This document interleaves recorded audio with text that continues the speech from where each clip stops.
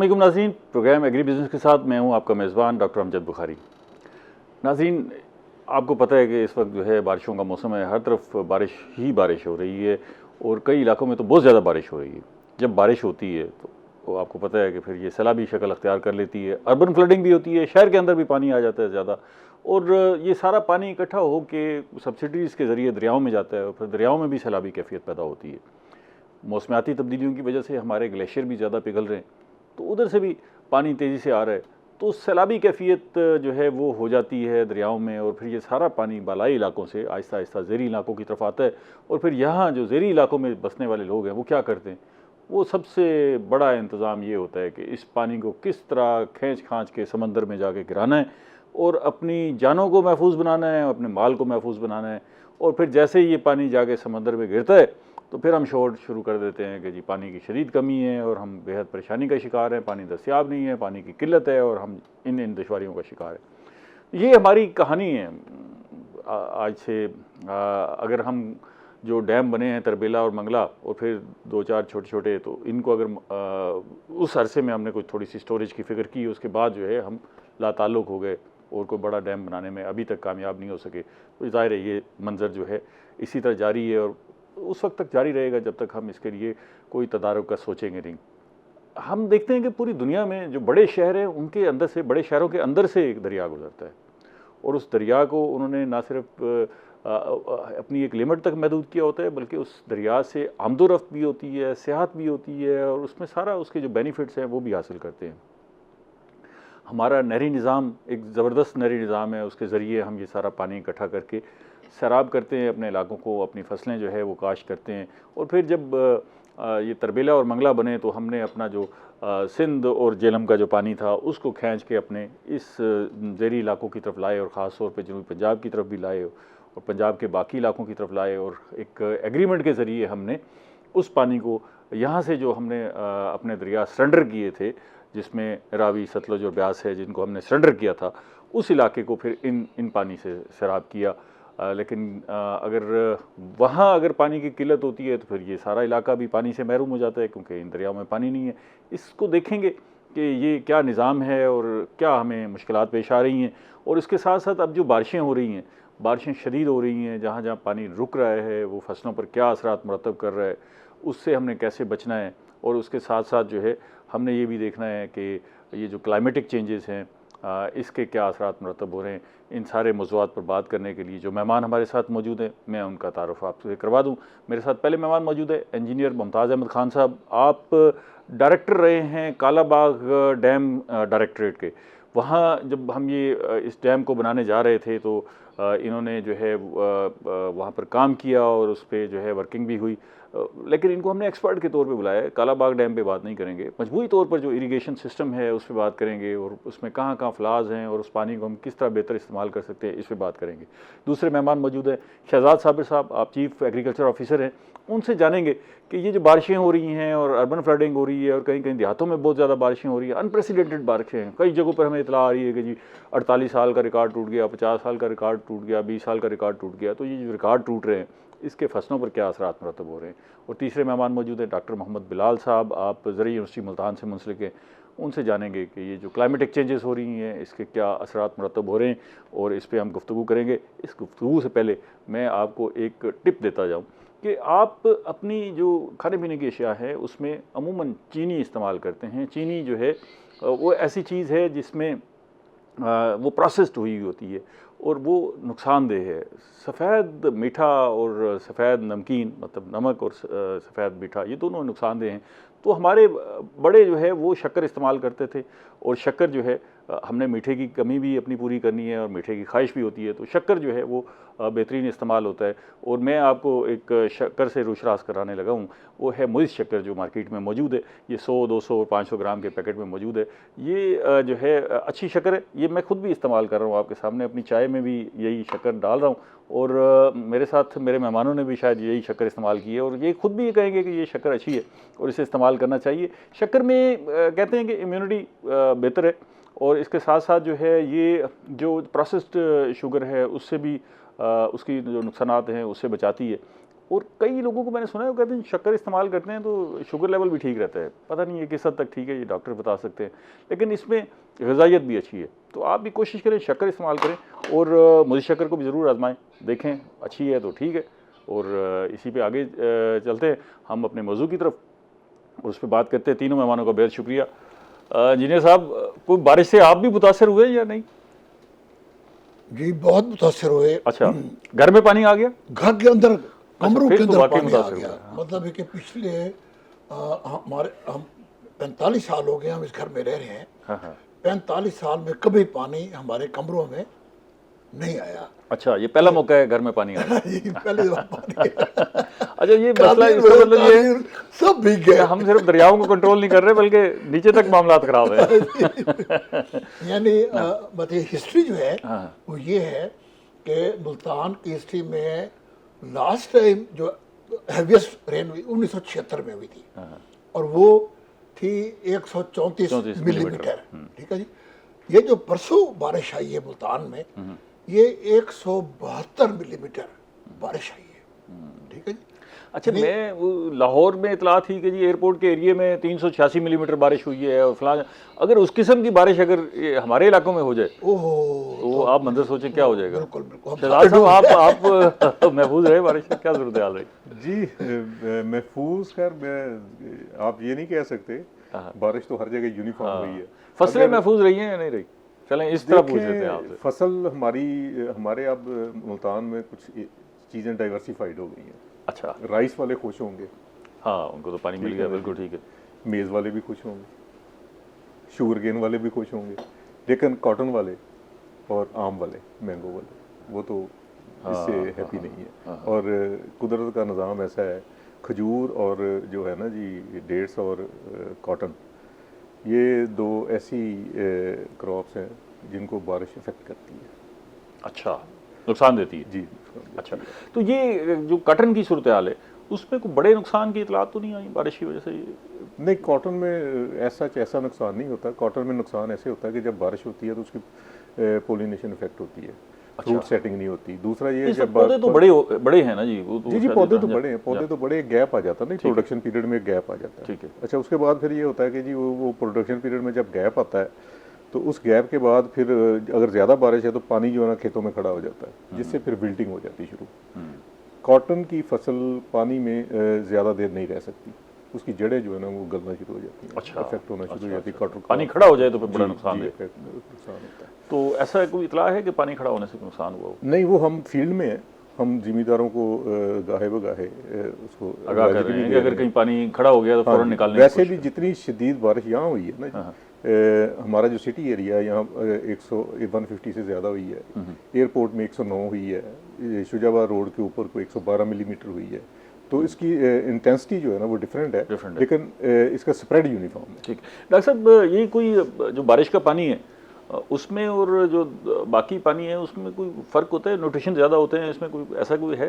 असल में जो बारिश का है उसको आप डिस्टिल वाटर कह सकते हैं एक तरह से, कि वो उसमें कोई भी मिनरल जो हैं वो ज़्यादा शामिल नहीं होते। लेकिन जो पहली बारिशें होती हैं उसके बाद काफ़ी देर के बाद उसमें कुछ गैसेस जो हमारे माहौल से उसमें ज़रूर आती हैं, और हमने इसको मैनेज करने के लिए इस पर मज़ीद बात करते हैं, एक ब्रेक ले लें। नाज़रीन हमारे साथ रहिएगा, हम इस पर डिटेल से बात करेंगे। मिलते हैं ब्रेक के बाद।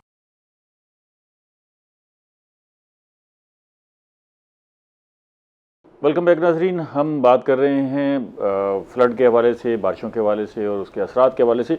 मैं आपको बताता चलूं कि अभी जिक्र हम कर रहे थे कि ये जो हमारे जो बालाई इलाके हैं वहाँ से जो पानी आता है उसको हम नीचे यूटिलाइज़ करते हैं। हमारे पास 5 दरिया हैं जिनको हम अमूमी तौर पर जानते हैं। दरिया सिंध जो है ये बालाई इलाके से आता है। इसकी सब्सिडरी जो बड़ी 2 सब्सिडरीज़ है, दरिया सवात है जो इसमें आगे शामिल होता है, वो दरिया काबुल में शामिल होता है। दरिया काबुल फिर जो है अटक के मकाम पर दरिया सिंध में शामिल होता है। दरिया काबुल पर हमारे पास वारसक एक है मौजूद, और उधर जो है मुंडा डैम मोहम्मद जो उसे कह लें दरिया सवात पर मौजूद है, और फिर ये आके दरिया सिंध में शामिल होता है। दरिया सिंध में हमने इस दरिया पर, एक बड़ा दरिया है, इस पर एक तरबेला डैम बनाया है जिसमें हमारे पास पानी ज़ख़ीरा करने की गुंजाइश मौजूद है। इससे आगे जब आएँ तो फिर एक रन ऑन रिवर जो है हमारे पास एक निज़ाम है बिजली पैदा करने के लिए, ज़ख़ीरा करने की कोई गुंजाइश नहीं है। आगे आते हैं तो फिर जो है जनाब नाज है जहाँ पर काला बाग डैम की तजवीज़ थी।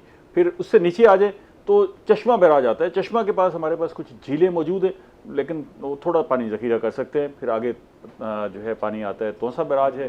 तोसा बैराज से फिर जो है हम नीचे चले जाते हैं, गुद्दू है, सखर है, और फिर कोटरी बैराज है, और फिर ये सारा पानी जो है वो बहर अरब में जा गिरता है। तो हमारे पास ज़ख़ीरा इस दरिया पर जो है वो बड़ा ज़ख़ीरा करने की गुंजाइश सिर्फ तरबेला डैम में है, या फिर कुछ जो है वो चश्मा बैराज के मकाम पर है। आगे आए तो हमारे पास जो है वो दरिया झेलम है। झेलम में हमारे पास वारसक जो है एक जो है यहाँ पर जो है रसूल बैराज एक है जो, और एक ही बैराज है। उसके बाद जो है वो ये पानी जो है उधर से पीछे मंगला डैम है, मंगला डैम से फिर रसूल बैराज है, और फिर ये पानी जो है नीचे आके दरिया सिंध में शामिल होता है। चनाब पर जो है हमारे पास ज़ख़ीरा करने की कोई गुंजाइश मौजूद नहीं है, और चनाब पर जो है हमारे पास जो है वो खानकी, कादराबाद, त्रिमू, और फिर जो है ये पानी जो है पंजत पर जाके ये शामिल होता है फिर दरिया सिंध में। इसी तरह आगे आए तो रावी पर जो है हमारे पास जो है निज़ाम जो है वो ब्लॉकी और सिदनाई है, ये बैराजेज़ हैं। हमारे पास ज़ख़ीरा करने की कोई गुंजाइश नहीं है। सतलुज पर जो है सलमान की और इस्लाम है, और ये पानी भी जो है आगे शामिल होता है। ये निज़ाम है हमारा जो बैराजेस का है, और यहाँ से हमने बलाई इलाकों से जैसे सीजे चश्मा बैराज से सीजे लिंक, चश्मा झेलम लिंक कैनाल निकाली है, तोसा से तोसा पंजरत कैनाल निकाली है, और फिर ये झेलम में शामिल करके हम ज़ेरी इलाकों में लेकर आए। ये निज़ाम है जिसको हम चला रहे हैं, लेकिन ये इतना नाकाफ़ी है। ये हमने 50 साल पहले ये जो 2 बड़े डैम बनाए थे, उसके बाद हमने जो है कोई जहमत नहीं की बड़ा डैम बनाने की। अभी जो है बातें हुई देअमीर भाषा की, लेकिन अभी भी जो है वो रास्ते में है। कुछ अभी थोड़ा सा सके कुनियारी पर जो है थोड़ा सा ज़ख़ीरा किया है, लेकिन ऐसा कोई बड़ा निज़ाम हम बना नहीं सके जहाँ ये पानी ज़ख़ीरा कर सकें। तो ये जितना पानी आता है, अब ये ग्लेशियर पिघल रहे हैं, बारिशें हो रही हैं, सारा पानी हमने बहाना है, लेके जाना है जो है वो समंदर की तरफ, और इससे ख़ुद को भी बचाना है। ये इंजीनियर साहब दुख की दास्तान है, मैंने ऐसे मुख्तसरन बता दी। आपको खुद क्या फील होता है कि ये एक तो ये बताइएगा ये पानी कितना कीमती है जो इस वक्त हमारे लिए ज़हमत बना हुआ होता है, ये कितना कीमती है, और फिर इसका जो ज़िया हो रहा है ये कितना नुकसान हम कर रहे हैं।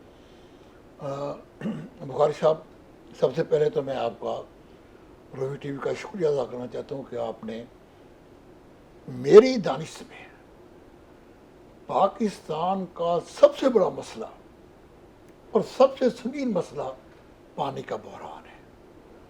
बाकी तमाम जितने भी मसाइल हैं, चाहे वो सियासी हैं, मुआशी हैं, दहशत गर्दी है, ये इतना संगीन नहीं है जो मैं एक इंजीनियर होने के हवाले से मैं समझता हूँ। कुछ अंदाज़ा है कि हम कितना नुकसान करते हैं ये पानी जो ज़ाय करते हैं? वो प्रोफेसर असलम अंसारी साहब का एक शेर है, शिद्दत तलखी हालात बढ़ा देती है, आ गई दर्द के शोलों को हवा देती है। वो शख्स जिसको पता हो, मालूम हो कि ये कितना बड़ा हम अपने आप के साथ जुल्म कर रहे हैं, उस शख्स के लिए तो इतनी कर्मनाक पोजीशन है। इन परसों बारिश हुई है, मेरे घर में पानी आ गया है, मेरे कमरों में पानी आ गया है, मुझे उसका दुख नहीं हुआ, बिल्कुल भी नहीं हुआ। मुझे इस बात का बड़ा दुख हुआ है कि हम कितनी बदकिस्मती है कौम की कि अल्लाह ताला की ये नेमत, ये फ्रेश वाटर सीवरेज के निज़ाम में डालेंगे हम ये समुंदर में जाएगा, तबाही फैलाता हुआ, तबाही फैलाता हुआ। देखिए, यानी और हम इसको ज़ख़ीरा नहीं कर रहे। हमने जैसे भी आप फरमा रहे थे, ये बात नहीं है हमारे पास। मैं आपको एज इंजीनियर, मैं आपकी इंफॉर्मेशन के लिए और अपनी कौम की इंफॉर्मेशन के लिए बताना चाहता हूँ कि हमारे दरियाओं के ऊपर 14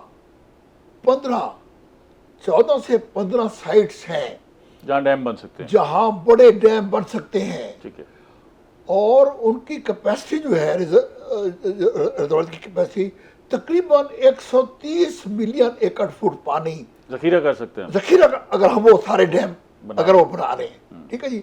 लेकिन किस कदर बदकिस्मती की बात है। ये एक मिलियन एकड़ फीट पानी की मालियत क्या होगी अंदाजा? देखिए, FAO जो कि UNO की बॉडी है, आर्मी, ये उनके मुताबिक 1 मिलियन एकड़ फुट पानी जो है वो $2 बिलियन एग्रीकल्चरल इकोनॉमी के बराबर है। अच्छा, यानी $2 अरब, 2 अरब डॉलर समझ गया जी। यानी 1 मिलियन एकड़ फुट पानी अगर आप ज़ाया करते हैं, इसका मतलब ये कि आप कौम को $2 अरब की इकानमी से आप महरूम कर रहे हैं। और हम गुज़िश्ता 40 साल से तरबेला के बाद आप वो करें, हम हर साल एवरेज 30 मिलियन एकड़ फुट पानी समंदर में फेंकते हैं। फेंक 30 रहे हैं, मिलियन एकड़ फीट पानी, equivalent to 60 billion $60 dollar of agriculture economy. इससे बड़ा जुल्म क्या हो सकता है? और हम 1-1, 2-2 बिलियन के लिए कशकोल लेकर फिर रहे हैं दुनिया से, और अपने साथ इतना बड़ा जुल्म करें सिर्फ इसलिए कि हमने डैम नहीं बनाए। ठीक, शहजाद साहब को भी जरा शामिल करते हैं। शहजाद साहब, ये जो ठीक है हम डैम नहीं बना सके, अच्छा बड़े डैम तो चलो खैर उसमें हम उलझ गए, लेकिन छोटे डैम जो हमारे जो यहाँ पर जो रोदकोइयाँ हैं वहाँ से पानी आता है, जो पहाड़ों से पानी आता है, बरसाती नालों का पानी आता है, हम उसे महफूज नहीं कर सके। और इससे अगला मरला कि हमारे काश्तकार ने भी कभी सोचा, इसका भी कोई डिज़ाइन है कि जो काश्तकार है, एक मुरब्बे का काश्तकार है, वो अपने पास ही कोई ज़ख़ीरा बना ले और जो बारिश का पानी वो इकट्ठा कर ले, ऐसा कोई प्लान है एग्रीकल्चर डिपार्टमेंट के पास? जी बुखारी साहब, ये ऐसे प्लान तो ऑलरेडी इम्प्लीमेंट भी हो रहे हैं। अच्छा। और ज़मींदार को इसकी अवेयरनेस भी दी जा रही है। जैसे हमने 3-4 साल पहले एक लोकल जो एरियाज़ हैं उनमें हमने कॉटन की फसल को बचाने के लिए हमने कॉटन के एरिए में ये फैसिलिटी दी थी कि कोई ज़मींदार अगर कोई लोकल छोटा पॉन्ड बनाना चाहता है तो वाटर मैनेजमेंट हमारा एक डिपार्टमेंट है, वो उसको टेक्निकली फिजिबिलिटी भी बना के देता था और उसको गवर्नमेंट फाइनेंशियली सपोर्ट भी करती थी। अच्छा, अपने पास ज़ख़ीरा कर ले पानी? जी, अपने पास बारिश। अच्छा, वो फिर इस्तेमाल भी खुद ही करेगा? जी, इस्तेमाल भी खुद ही करेगा। जी, इस्तेमाल भी वो अपनी कैपेसिटी के मुताबिक जितना उसको जितना एरिया वो अपना स्पेयर कर सकता है, ठीक, उसके मुताबिक। तो ये गवर्नमेंट तो ऐसे इनिशिएटिव लोगों के लिए करती है। इसमें देखें, ये एक 1 वे ट्रैफिक नहीं है, 2 वे ट्रैफिक है। अगर गवर्नमेंट इस इनिशिएटिव को लेती है तो सस्टेनेबल करने के लिए इन चीज़ों को फिर फार्मर जो हैं उनको भी थोड़ा कदम बढ़ाना पड़ेगा कि वो ये देखें कि उनके पास वो कितनी देर के लिए कैपेसिटी है उनको उसको ज़ख़ीरा करने की, कितना बड़ा बनाना है। हमारे पास ये जो टोरेंशियल रेल्स हैं ना जी, रेंज हैं, ये एक्सेप्शनली मुल्तान ऐसा इलाका नहीं है कि यहाँ माजी में कोई बहुत ज़्यादा बारिशें होती रही हों। हमारा जो सीवरेज सिस्टम है वो भी इस हिसाब से डिज़ाइन नहीं हुआ मतलब लाहौर में अगर इतनी बारिश होती है तो घंटे के बाद वो पानी का पता भी नहीं चलता कहाँ गया। ठीक है ना जी, हमारा सीवरेज सिस्टम इस तरीके से डिज़ाइन नहीं है। फिर हमारी जो लिविंग्स हैं वो इस तरीके से डिज़ाइन नहीं है कि छत का पानी या गलियों का पानी किसी ऐसे सिस्टम में चला जाए कि वो यूजफुल इस्तेमाल हो जाए। ऐसी बारिशों की आदी नहीं रहे ना हम तो, हमने तो कहा कि कभी-कभी बारिश होनी है, मैदान में कौन सी बारिश। फिर दूसरा ये कि हमारे पास जो बारिशों का पीरियड है ना वो सिर्फ थोड़ा सा है, ये जुलाई का, अगस्त का कुछ भी पीरियड छोटा है। इसमें ब्रेक लेने, फिर इस पर मजीद बात करते हैं। नाज़रीन हमारे साथ रहिएगा, हम फ्लड पे बात कर रहे हैं, एक छोटी सी ब्रेक के बाद मिलते हैं।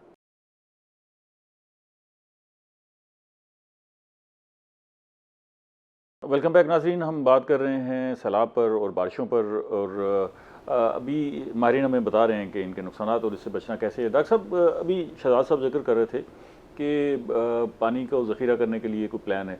आप यूनिवर्सिटी वहाँ पर रिसर्च होती है, आपके पास कोई ना कोई इनिशिएटिव होना चाहिए, काश्तकारों को उनके मसले का हल देना चाहिए। बारिशें हो रही हैं, अगर ज़्यादा बारिशें हो रही हैं तो किस तरह पानी को ज़ख़ीरा करना है, कोई ऐसा प्रोजेक्ट आप भी इनिशिएट कर रहे हैं? जी, हमारी यूनिवर्सिटी में एक छोटा सा हमने एक सैंपल के तौर पे एक सिस्टम लगाया हुआ है ग्राउंड वाटर रिचार्ज का, जिसमें हम स्पेशली रूफ टॉप का जो वाटर है उसको हार्वेस्ट करते हैं पॉन्ड में, फिर वो डिस्टिल होकर ग्राउंड ज़मीन के अंदर चला जाता है। इसी तरह हमने कुछ छोटे जो है वेल्स भी बनाए हुए हैं। फिर वो जो अंडरग्राउंड वाटर है बस वो रेज करने के लिए उसकी सतह जी, और वो फिर हम जो है वो दोबारा यूज़ कर सकते हैं। उसके अलावा पॉन्ड्स में जब वो होता है हम वहाँ से भी उसको इस्तेमाल कर सकते हैं। और बहुत सारे हमारे प्रोजेक्ट्स के साथ यूनिवर्सिटी के ऐसे फार्मर्स हैं जो रेन वाटर, सरफेस वाटर और जो ट्यूबवेल का पानी है उसको मिक्स करके भी इस्तेमाल करते हैं। ठीक है, ये जो आपने कहा कि हम उसको पानी को रूफ वाटर को नीचे लाते हैं और फिर वो ज़ेरे ज़मीन चला जाता है, ज़ेरे ज़मीन जाने के लिए बस उसको ऐसे ही छोड़ देते हैं या ज़ेरे ज़मीन कैसे जाता है? वो तो एवापोरेशन हो जाएगी बहुत ज़्यादा, उसमें ज़ाया हो जाएगा पानी। उसमें नीचे बोर होता है, उसके लिए डिस्टिल होकर पानी ऐसा ऐसा उसमें प्रॉपर एक उसकी तहें लगती हैं चीज़ों की। ये जो आपके प्रोजेक्ट हैं, आपने 2-3 जिनका जिक्र किया, इसको मार्केट भी कर रहे हैं, लोगों को जी, हम बहुत सारे सिर्फ वो तहकीक करके अपने पास ही रखे जा रहे हैं? बहुत सारी जो इस तरह की चीज़ें हैं, हम स्पेशली जो भी हमारे विजिट्स होते हैं, डिफरेंट फार्मर फेयर्स होते हैं या वैसे जो भी इवेंट्स हैं, हम वहाँ पे ज़रूर उनको गाइडेंस देते हैं। उसके अलावा हम आउटरीच भी करते हैं। हम अपने प्रोजेक्ट्स के साथ जिन जिन फार्मर्स के पास जाते हैं, हमारे पास जो भी टेक्नोलॉजीज़ हैं किसी भी तरह की, वो सस्टेनेबल हैं, वो हम उनको ज़रूर बताते हैं और वो उसको वहाँ पर अप्लाई करते हैं। ठीक है। शहजाद साहब, ये बताइएगा कि अभी जिक्र आप कर रहे थे, वो काश्तकार का रिस्पांस कैसा था इस पे, ये जो पॉन्ड बनाने का, और अभी अगर जो बारिशें हो रही हैं तो इस वक्त क्या करे काश्तकार, अगर उसके पास कोई शॉर्ट टर्म प्लानिंग में अगर कुछ ऐसा हुआ आप बता सकते? देखिए, शॉर्ट टर्म प्लानिंग में तो पहले बात कर लेते हैं। शॉर्ट टर्म प्लानिंग में तो यही हो सकता है कि उसकी ख़ास तौर पे जो कपास की फसल है, ये वाटर लविंग क्रॉप नहीं है, बल्कि ये जितना इसको पानी दें, ये उसको उस पर ऊपर स्ट्रेस आता है। अच्छा, हमें इसको थोड़ा थोड़ा पानी देना पड़ता है और उसको इसकी ग्रोथ को भी रेगुलेट करना पड़ता है। बारिश के दो नुकसान आते हैं। एक तो जो फूल खिला हुआ है उसकी पोलिनेशन नहीं होगी, वो ज़ाया होगा। फिर ये जो वक्फे से बारिशें होती हैं कि आज बारिश होगी, कल बारिश होगी, पूरा हफ्ता बारिश रहती है, तो एक गैप आ जाता है प्रोडक्शन में।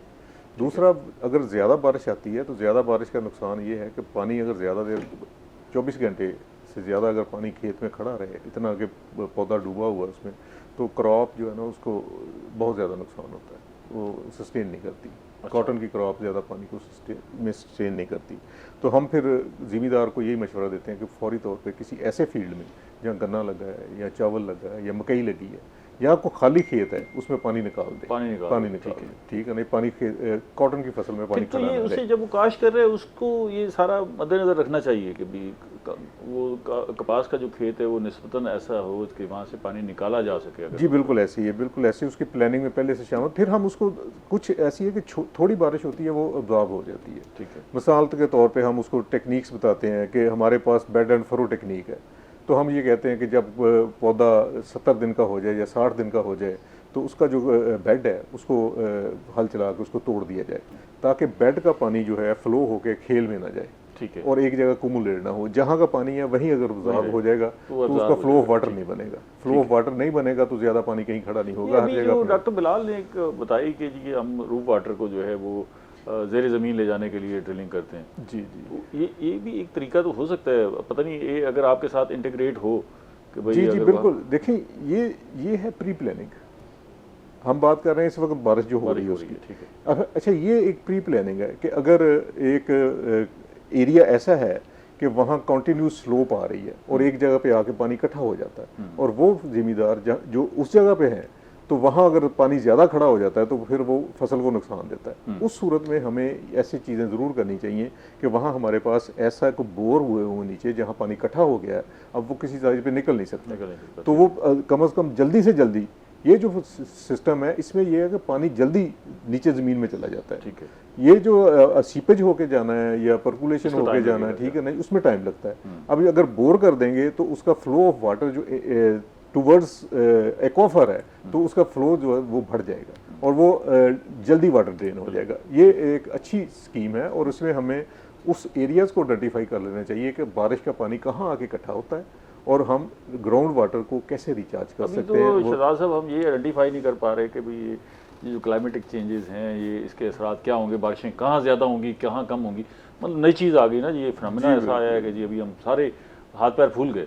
जी बिल्कुल। मुल्तान में कभी इतनी बारिशें एक्सपेक्ट नहीं होती थी, ना होती थी। बल्कि इस दफ़ा जो है पाकिस्तान में एक नई चीज़ जो है वो सामने आई कि ये जो बिजली गिरने के वाक़यात हैं, ये ना सिर्फ बड़े हैं बल्कि नुकसानात होने लगे। ये कभी नहीं सुना था। जी बिल्कुल। कोई एक आध वाक़या सुनते थे कि वहाँ बिजली गिरी है, क्लाउड बर्स्ट की बात है, क्लाउड बर्स्ट की है, बंदे मरने शुरू हो गए जी, जानवर 70 जानवर जो है इकट्ठे एक ही दफ़ा बिजली गिरी है। तो अभी हाथ पैर फूले में ज़रा इंजीनियर साहब को शामिल करें। इंजीनियर साहब, ये बताइएगा कि ठीक है, अब नुकसान तो हो गया, हमने परवाह नहीं की, बड़े ज़ख़ीरे नहीं बनाए। अब आपने इस पर काफ़ी स्टडी की है, आप क्या सजेस्ट करेंगे कि अब हम छोटे डैम्स की तरफ जाएं, ये जो बरसाती पानी है इसको कंट्रोल करने के लिए उस पर स्कीमें बनाएं, काश्तकार अपने तौर पर सामने आएँ, मकामी लोग अपने तौर पर सामने आएँ, या फिर हम वही हुकूमतों से उम्मीद लगा के बैठें कि वो बड़े डैम बनाएंगे? आपकी नज़र में क्या हल क्या है? बुखारी साहब, अर्ज ये है कि छोटे डैम भी बनने चाहिए, बिल्कुल बनने चाहिए। मतलब हमारा जो बलूचिस्तान का एरिया है या हमारा पोठोहार का जो एरिया है, समझ गया ना, कि जहाँ बड़े डैम की गुंजाइश भी नहीं है, ठीक नहीं है, ठीक है, साइट्स नहीं है। ठीक है, जहाँ बड़े डैम की साइट्स नहीं है, मैंने सारा बलूचिस्तान सर्वे किया है। अच्छा। जोब से लेकर कोयटा और कोयटा से लेकर इस दफा बड़ा नुकसान हुआ है बलूचिस्तान में, बारिशों से बड़ा नुकसान। मैं अर्ज करना चाहता हूँ जी, बुखारी साहब, मैंने ये सारा सर्वे किया है।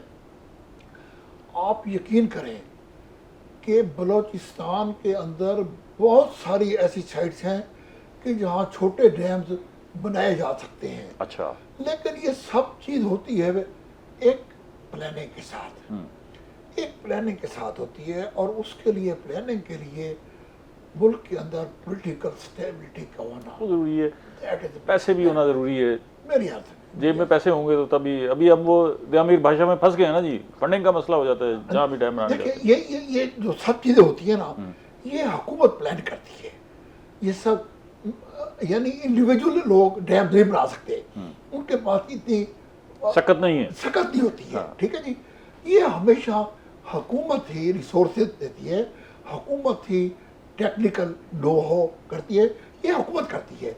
अब मसलन हमारे यहाँ ये है कि 5000 एकड़ फुट तक से के अंदर जो है वो उनको हम स्मॉल डैम कहते हैं। ठीक है, फिर 5000 उससे ऊपर हो जाएंगे, बड़े डैम्स हो जाएंगे। लेकिन मैं आपको एक अर्ज करना चाहता हूँ कि ये जो स्मॉल डैम तो 70-72 डैम तो हैं फिर इस हिसाब से बड़े हमारे पास 5000 से ऊपर के। ये जो छोटे डैम जो होते हैं ना जी, ये होते हैं लोकल 1000 एकड़ के लिए या 2000 एकड़ के लिए।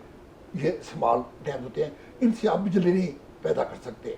ठीक है जी, लेकिन मैं अब अर्ज करूँ कि अल्लाह ताला ने, अब बलूचिस्तान है ना, मैंने अर्ज किया कि मैंने सर्वे किया है बलूचिस्तान का। बलूचिस्तान, आप हैरान होंगे कि बलूचिस्तान जिसे हम मोस्ट बैकवर्ड अपना सूबा कहते हैं, या खुदा की कसम, अगर हम इसी बलूचिस्तान के में स्मॉल डैम्स बनाकर जो बलूचिस्तान में बारिशें होती हैं, उस पानी को अगर हम ज़ख़ीरा कर लें। स्टोर कर लें, खुदा की कसम मैं आपको कहता हूँ, बलूचिस्तान पूरी दुनिया को सेब मुहैया कर सकता है। अभी भी बड़ा ज़ाय हो जाता है। हम वहाँ का जो फ्रूट है उसका 50% तो मार्केट में ला ही नहीं पाते। और सेब वो फल है, सेब वो फल है जो कि पूरी दुनिया में खाया जाता ठीक है। है, इंजीनियर साहब जरा हम सेब के मज़े लेते हैं तसव्वुर में और एक ब्रेक लेते हैं, फिर इसके बाद मज़ीद बात करते हैं। ब्रेक ले लें, ब्रेक जरूरी है जी। हमारे साथ रहिएगा नाज़रीन, मिलते हैं छोटी सी ब्रेक के बाद।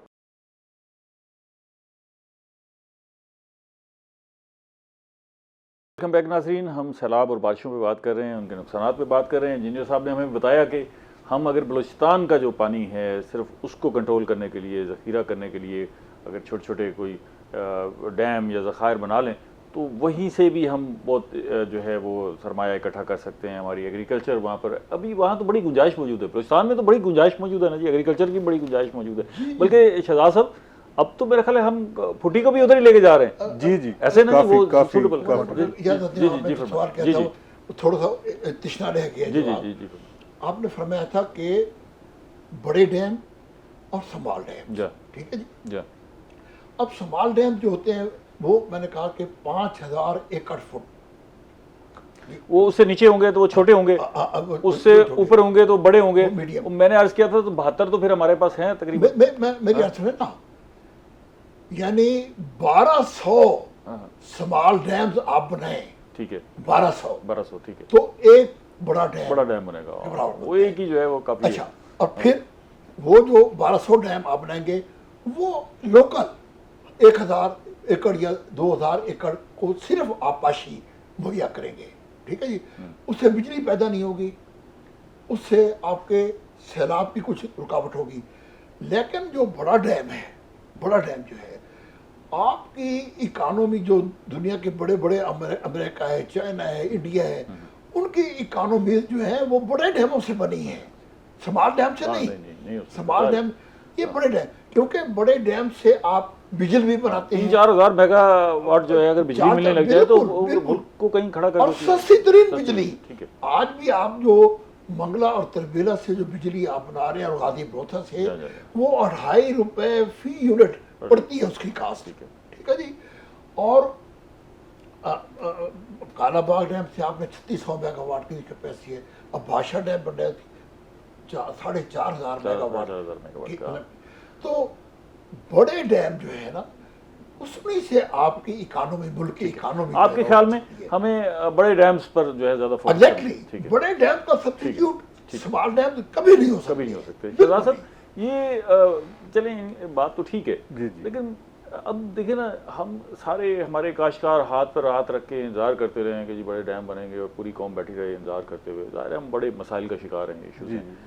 तो कोई शॉर्ट टर्म प्लानिंग अभी, क्योंकि हम प्रोग्राम का वक्त ख़त्म है, कोई टिप्स हमें दे दें कि भाई ये बारिशों से बचना कैसे है, और पानी को एफिशिएंट अंदाज से यूटिलाइज़ कैसे करना है। इस बारिशों को कहीं यूटिलाइज़ हो सकता है। एक तो आपने कहा कि जी वो उनकी तरफ मुंतकिल कर दें, दूसरा ये जो पॉन्ड बनाने का है प्लान, इसको अपने वसाइल से इसको फैलाया जाए, क्या किया जाए आपके ख्याल? जी, मेरे ख्याल से बेहतरीन हाल तो ये है कि पानी अपना स्टोर कर ले, अपने एरिया का जितना भी पानी है रन ऑफ के ज़रिए जहाँ एक निजी जगह पे जाता है, ये काश्तकार आपस में मिलके भी कुछ कर सकते हैं, ऐसा भी हो सकता है ना, कोऑपरेटिव्स जो है, एक चक्के है उसमें सारे लोग, अगर कोऑपरेटिव फार्मिंग, एक ही रोड, एक ही अपना खाले के ऊपर जो वो 5, 7, 10 जिमीदार हैं, वो अपना मुश्तरका एक खेत आइडेंटिफाई करके उसको एक्सक्यूवेटर के जरिए उसको अपना मिट्टी निकाल ले और वहाँ पाउंड बना ले। अच्छा, माजी में तो ऐसे ही होता था। तो वो देखिए, वो फिश पाउंड, देखिए उसके लिए वो फिशिंग के लिए भी मुनासिब है, फिश पाउंड भी बन सकता है। जब पानी की ज़रूरत हो पानी भी इस्तेमाल होता है।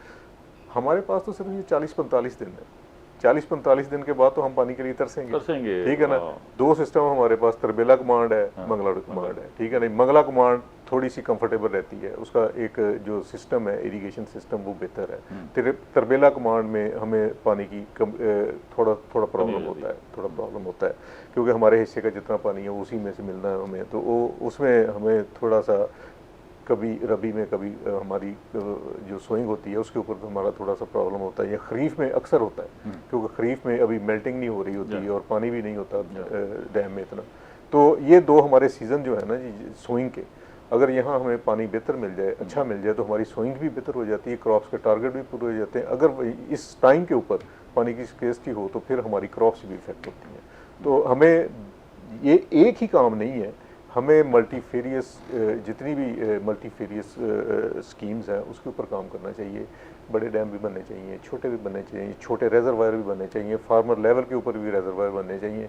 हमें पानी एक ऐसी चीज़ है, कुदरत की नेमत है, और हमें अल्लाह ताला इस मौसम में इतना पानी देता है कि हम सारा साल इस्तेमाल कर सकते हैं उसको, और हमें इसके ऊपर ज़रूर काम करना चाहिए, एक बंदे से लेके एक कौम के तौर पे। कौम अपना काम करे, बंदे अपने काम करें, ताकि हम अपना सारी सेक्टर्स में हमें काम करना पड़ेगा। इंतजार करके बैठे रहेंगे एक कौम बन के काम जो करेंगे, हमारे हिस्से का काम है उसको हम खुद करना। डॉक्टर साहब, ये जो अभी हम जिक्र कर रहे हैं, इस पर ज़्यादा फोकस हम कर रहे हैं कि भाई जहाँ जहाँ पानी है उसको ज़ख़ीरा कर लिया जाए। आपने इस पर प्रोजेक्ट भी बनाए, यूनिवर्सिटी ने बनाए हैं। एक मैं सवाल आप शुरू से किया था, वो उसका तशफ़ी वाला जवाब आया नहीं, कि ये जो बारिश का पानी है ये निस्बतन बाकी जो इरिगेशन सिस्टम है, अंडरग्राउंड वाटर है, उससे ज़्यादा ताकत वाला होता है। क्योंकि हम ये सुनते हैं कि बारिश के पानी में अगर वो बिजली शिजली चमक रही है तो नाइट्रोजन की ज़रूरत नहीं रहती, नाइट्रोजन शामिल हो जाती है। तो अगर उसको ज़ख़ीरा करेंगे तो तब भी नाइट्रोजन उसमें बरकरार रहेगी, या वो नाइट्रोजन जो है वो ज़ख़ीरा करने के बाद ख़त्म हो जाएगी? ये ताकत इसमें कितनी होती है? असल में ये सरफेस वाटर जो नहरों का पानी है उसका कभी मुतबादल नहीं, उसमें मिनरल्स होते हैं। ये कुदरत की तरफ से एक क्रिस्टल वाटर है जिसमें कुछ चीज़ें तो ऐड हो जाती हैं, लेकिन गैसेस या कुछ चीज़ें ऐड हो। लेकिन मैं जो अपने फील्ड के हिसाब से एक बात कहना चाहूँगा, जो मेन मसला बारिशों के मौसम में हमारे किसानों को आता है वो, या कंज्यूमर को आता है, वो कीमत का है। हमें बहुत महंगी चीज़ें मिलती हैं, और किसान की जो चीज़ है एक तो उसको ले जाने में मुश्किल होती है, तो ये जो मार्केट की जो फोर्सेस हैं सप्लाई डिमांड की, वो अफेक्ट हो जाती हैं, रसद और तलब की। किसान सप्लाई दे नहीं पाता, हमें मिलती नहीं, हमें चीज़ें महंगी। तो इसके लिए कुछ इनिशिएटिव्स हैं जो यूनिवर्सिटी ने भी ली हैं, वैसे भी मार्केट डेवलप हो गई हैं डिहाइड्रेटेड खुश्क सब्जियों और फलों की। तो आप उनमें आए, वैल्यू एडेड चीज़ों में आए, ताकि वो चीज़ें जो है वो शहरों में इस तरह की शॉर्टेजेस के मौक़ों पे, डिज़ास्टर्स के मौक़ों पे जो है वो इस्तेमाल हो सकें, और वो जो फ्रेश प्रोड्यूस मार्केट है उसके ऊपर जो लोड है उसको थोड़ा कम कर सके। और जो हमारी फार्मर इफ़ेक्ट होता है स्पेशली ओवर सप्लाई से, या कंज्यूमर इफ़ेक्ट होता है ओवर डिमांड से रमज़ान में जिस तरह, तो वो भी उसके ऊपर जो असर है वो थोड़ा कम हो जाए मार्केट सिस्टम। शहजाद साहब, ये वैसे दुनिया, ये जो बारिशी पानी है इसको एफिशिएंट यूज़ के लिए काम तो करती होगी, इसकी बिल्कुल स्टोरेज कैसे करती है करते सर, हैं? बिल्कुल वो- करती है वो- सर। उस सर मॉडल को दुनिया तो सिर्फ बारिशी पानी के लिए स्टोर नहीं करती। मसलन मैं ऑस्ट्रेलिया में एक ड्राउट का पीरियड आया 10 साल, ठीक है। उन्होंने उस ड्राउट पीरियड में अपने डैम भी बनाए, फिर उन्होंने सेकंड लाइन अपनी जो है ना पॉलिसी बनाई, उन्होंने जो रूफ वाटर है उसके साथ अपने बड़े बड़े टैंकर्स जो है ना लिंक कर दिए। अब रूफ के ऊपर जितना बारिश का पानी आता है वो उस टैंकर में आगे स्टोर हो जाता है, फिर उसको इस्तेमाल करते हैं वो। और ना सिर्फ इस्तेमाल करते हैं बल्कि जुडिशियस इस्तेमाल करते हैं, अपने लानों को पानी देते हैं, लान को अगर फिर सर देखिए जितने होटल हैं, जितने बड़े होटल हैं चाइना में हैं या डेवलप्ड वर्ल्ड में हैं, उनका जो फ्लश का वाटर है उसके लिए अलहदा सप्लाई है, ठीक है ना जी। वो अलहदा ड्रेन अच्छा, होता है, ड्रेन अलग होता है। ड्रेन अलहदा। नहाने का पानी जो है, नहाने का पानी या टैप वाटर जो जहाँ हाथ धोते हैं हम, वो अलहदा से ड्रेन होता है। अच्छा। और दोनों फिर वो जो जितना नहाने वाला पानी है या दूसरा पानी है जिससे हम हाथ धोते हैं या मुंह धोते हैं, उसको वो रिसाइकल करके दोबारा इस्तेमाल करते हैं। ड्रेन वाला जो सीवरेज का पानी है उसको अलहदा से रिसाइकल करके वो हम उसको तो अपने कूड़े को जो है अलग नहीं कर सकते, वो सारा कुछ इकट्ठा ही उठा के सर dump ये कर तो देते हैं। देखें ये तो हर वो कौम जिसको पता है कि फ्यूचर में पानी की स्केर्सिटी और होने वाली है, वो रिसोर्सेज को पानी किस तरह एफिशिएंट इस्तेमाल हाँ करना है। जी। प्रोग्राम का वक्त खत्म हो गया जी, जी। ये ऐसा मौजू है। इंजीनियर साहब माजरत प्रोग्राम का, अच्छा ऐसे ही 10 सेकंड में कुछ कहना चाहते हैं। मैं अर्ज ये है कि अमेरिका ने कोलोराडो रिवर के ऊपर उसकी जो सालाना इनफ्लो है उसका तीन गुना 300% उन्होंने रिजर्वायर बना दिए हैं उसके ऊपर। ठीक है, ये मॉडल है, सक्सेस मॉडल है। चाइना ने जा, जा। हमें फॉलो करना चाहिए। 56%, इंडिया ने 46% रिजर्वायर बनाई है, हमारी कितनी है? हमारी जस्ट 11%। ओहो, बहुत शुक्रिया इंजीनियर साहब, आप तशरीफ लाए। शहजाद साहब, डॉक्टर साहब, बहुत शुक्रिया। नाज़रीन, हमने बात की है सैलाब पर और बारिशी पानी पर। आपके लिए जो है इसमें टिप्स थी कि आपने बारिशी पानी को किस तरह महफूज करना है और महफूज करके अपने इस्तेमाल में ला सकते हैं। ज़ाहिर है लंबा मौजू है, लेकिन कोशिश की है आपको आगाही दे सकें। अगले प्रोग्राम तक इजाज़त दीजिए। अल्लाह ने के बाद।